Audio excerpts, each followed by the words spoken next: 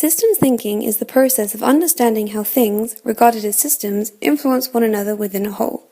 Through mastering systems thinking, we can learn to tackle problems by approaching them as part of a whole system, rather than reacting to an individual part to ensure the solution will address the underlying problem.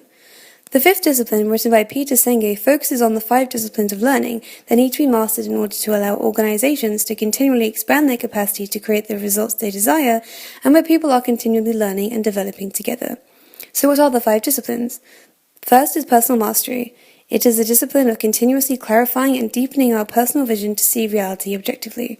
The second is mental models. Mental models are deeply ingrained assumptions and generalizations that influence how we understand the world. Only by scrutinizing these assumptions can we ever truly move forward.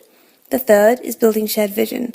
The discipline of shared vision involves the skills of unearthing shared pictures of the future to create an idea that everyone believes in. The fourth is team learning. The discipline of team learning is about dialogue, the ability of members of a team to suspend assumptions of each other and enter into a genuine process of thinking together. The final discipline is systems thinking. Systems thinking is a conceptual framework that fuses all the disciplines together, a body of knowledge and tools that make the full patterns clearer. This ultimately helps us to see how to change them effectively. So how do we use these patterns? By using balancing and reinforcing loop diagrams, we are able to describe all complex social and economic systems.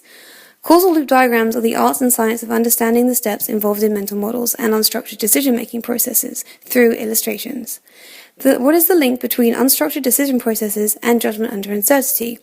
Well, the structure of unstructured decision processes focuses on new situations or challenges in which there are no predetermined and explicit set of responses.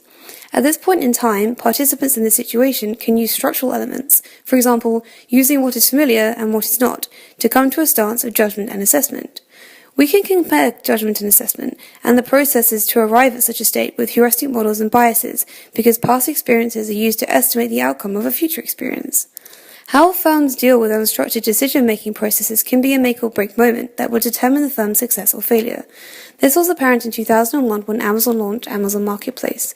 It was a place for third-party sellers to compete directly with Amazon on Amazon's own website.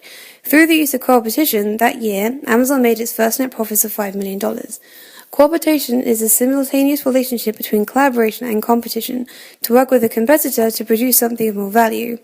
This key unstructured decision made by Amazon allowed them to embrace uncertainty rather than using a structured approach.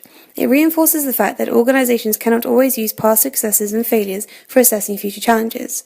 Causal loop diagrams allow us to understand the mental models behind firms and how they will manage this uncertainty, ultimately providing a reflective feedback model that can be looked back on so they have a greater amount of structural evidence to analyze when faced with future unstructured decision-making processes.